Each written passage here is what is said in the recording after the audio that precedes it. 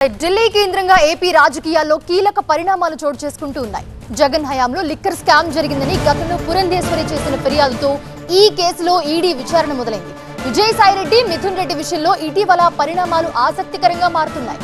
ఈ ఇద్దరు విచారణకు రావాలని ఈడీ నోటీసులు జారీ చేసింది. ఇదే టైంలో మాజీ ఎంపీ విజయసాయిరెడ్డి తాజాగా చేసిన ట్వీట్ సంచలనంగా మారుతోంది. కోటరీల మధ్య బందీలుగా ఉన్న ప్రజా నాయకులు ఇప్పటికైనా ఆలోచించుకోవాలని విజయసాయిరెడ్డి ట్వీట్ చేశారు.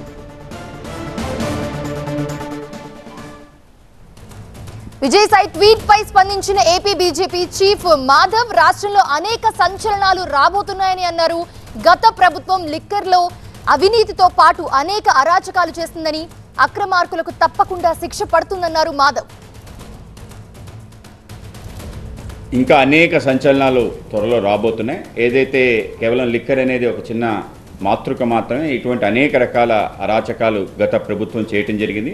దానికి సంబంధించిన అక్రమాలు అందరూ కూడా తప్పనిసరిగా శిక్ష పడటం తప్పదు. ఆ విధంగా ఈ యొక్క కూటమి ప్రభుత్వం పెద్ద ఎత్తున చర్యలు తీసుకోబోతుంది. త్వరలో ఇంకా సంచలనాలు మీరు చూడబోతున్నారు.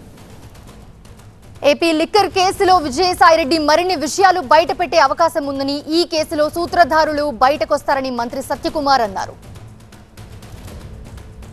అది విజయసాయిరెడ్డి గారు చెప్పాలి. ఎందుకంటే విజయసాయిరెడ్డి గారు వీళ్ళందరూ their all partners in crime, అందరూ కలిసి చేసినవే కాబట్టి విజయసాయిరెడ్డి గారు చాలా లోతుగా చాలా విషయాలు తెలిసి, అందుకని ఎవరికో వారు చాలా స్పష్టంగా మెసేజ్ ఇవ్వాలనుకున్నట్టుగా ఉన్నింది. వెన్నుజువాలని పోలుస్తూ ఆయన ఇచ్చిన సందేశం ఎవరికి ఇస్తున్నారో, మరి జగన్మోహన్ రెడ్డి గారికి ఇచ్చారా లేదా ఇతర వాళ్ళకి ఇచ్చారా, లేదా కోటరీలో ఉంటున్న వాళ్ళు ఎవరో, ఎందుకంటే ఈ వాటిలో ఉంటున్న వాళ్ళంతా కుటుంబ సభ్యులు కాబట్టి విజయసాయిరెడ్డి గారికి చాలా స్పష్టత ఉండి ఉంటుంది. ఇంకా బహుశా రేపు రాబోయే రోజుల్లో ఇంకా మిగతా విషయాలు కూడా బయట పెడతారని అనుకుంటున్నాం. ప్రజాధనాన్ని లూటీ చేయడమే కాకుండా సొంత బ్రాండ్లు పెట్టి అదే సమయంలో ప్రజల ప్రాణాలతో కూడా చెలగాటమాడారు. కొన్ని వేల ప్రాణాలు కలిసిపోయాయి. కొన్ని లక్షల మంది కిడ్నీ రోగాన్ని బారిన పడ్డారు. కొంతమందికి కాలేయ సమస్యలు వచ్చాయి. కొంతమందికి న్యూరలాజికల్ ప్రాబ్లమ్స్ కూడా వచ్చాయి. ఇవన్నీ కూడా 2019 మధ్యాహ్నం మొదలైనప్పటి నుంచి 20 సంవత్సరాలు మొదలైనప్పటి నుంచి 4 సంవత్సరాలు వచ్చినవే.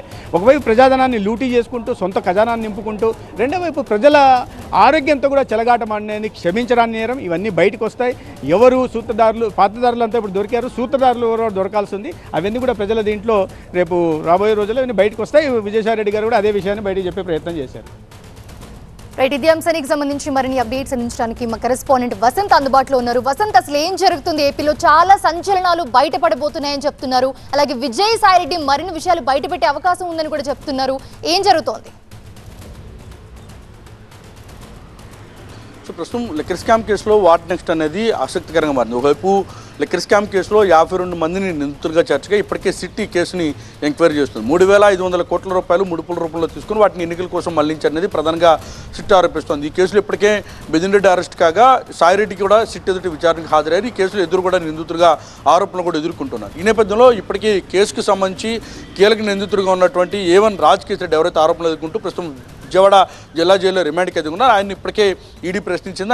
ఆయన స్టేట్మెంట్ కూడా ఇప్పటికే ఈడీ నమోదు చేశారు. అనంతరం ఎవరైతే డిస్టిలరీలకు సంబంధించి ముడుపులు ఇచ్చారని ఆరోపణలు ఎదుర్కొన్నారో వారిని కూడా ఈడీ హైదరాబాద్లో ఉన్నటువంటి ప్రధాన కార్యాలయంలో పిలిచి విచారించి వారి స్టేట్మెంట్ కూడా రికార్డ్ చేసింది. అనూహ్యంగా ఈ నెల 22, 23 తేదీలు ఇటు మిథున్ రెడ్డి కావచ్చు, అలాగే విజయసాయిరెడ్డి ఇద్దరు కూడా ఈడీ ఎదుటి విచారణకు హాజరు కావాలని నోటీసులు ఇవ్వడం ఈ తాజాగా ఏపీ పాలిటిక్స్లో సంచలనం రేకెత్తిస్తోంది. మరోవైపు ఒకవైపు ఈడీ విచారణకు విజయసాయిరెడ్డి హాజరవడానికి ముందుగానే ఆయన ట్వీట్ చేయడం, ఆ ట్వీట్ పైన బీజేపీ నేతలు చేసినటువంటి వ్యాఖ్యలు కూడా ఇప్పుడు ప్రస్తుతం సంచలనంగా ఆంధ్రప్రదేశ్ రాజకీయాల్లో మారాయని చెప్పాల్సి ఉంటుంది. ఒకవైపు కల్తీ మధ్య లిక్కర్ స్కామ్లో 3,500 కోట్ల రూపాయలు దారి మళ్లించారు, అక్రమాలకు పాల్పడ్డారు. షెల్ కంపెనీలను ఏర్పాటు చేసి ముంబై, ఢిల్లీతో పాటు ఇటు హైదరాబాద్, అలాగే ఆంధ్రప్రదేశ్లో ఉన్నటువంటి కొన్ని ప్రాంతాల్లోనూ, అలాగే బెంగళూరు వేదికగా, చెన్నై వేదికగా కొన్ని షెల్ కంపెనీలను ఏర్పాటు చేసి ముడుపుల రూపంలో వాటిని మళ్లించారు.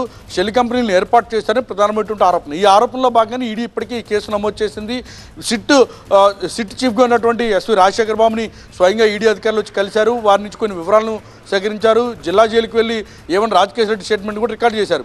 తాజాగా ఇటు బీజేపీ నేతలు మాధవ్ కావచ్చు, మంత్రి సత్యకుమార్ చేసినటువంటి వ్యాఖ్యలు ప్రస్తుతం లిక్కర్ స్కామ్ ఎటువైపు నుంచి ఎటువైపు వెళ్తుందనేది ప్రస్తుతం ఆసక్తికరంగా మారింది. ఒకవైపు ఈడీ ఎంటర్ కావడం, ఒకవైపు సిట్ ఎంక్వైరీ చేయడం, దాదాపుగా సంవత్సర కాలంగా కూడా ఈ కేసులో సుదీర్ఘ విచారణ జరుగుతుండడం, ఇప్పటివరకు 12 మందికి పైగా నిందితులను అరెస్ట్ కావడం, నిందితుల సంఖ్య రోజు రోజుకి పెరుగుతుండటంతో ఇప్పటికీ కేసులో షెల్ కంపెనీలు ఏర్పాటు చేయడం, ముడుపులు మళ్లించడంలో కీలకంగా ఉన్నటువంటి అనిల్ చోక్రాజ్ ఎవరైతే ఉన్నారో అతను ఇప్పటికే అదుపులో తీసుకున్నారు కాబట్టి వారి స్టేట్మెంటు వారు ఇచ్చినటువంటి వివరాల ఆధారంగా కూడా ఈడీ రంగంలో దిగినట్టుగా తెలుస్తుంది. అందులో భాగంగానే రాబోయే రోజుల్లో ఆంధ్రప్రదేశ్ రాజకీయాల్లో కీలక మలుపులు తిరగబోతామని, ఈ కేసులో మరిన్ని వివరాలు వెల్లోకి వచ్చేటటువంటి అవకాశం ఉందన్న అంశాన్ని బీజేపీ నేతలు చెప్పినట్టుగా మనం అర్థం చేసుకోవాల్సి ఉంది.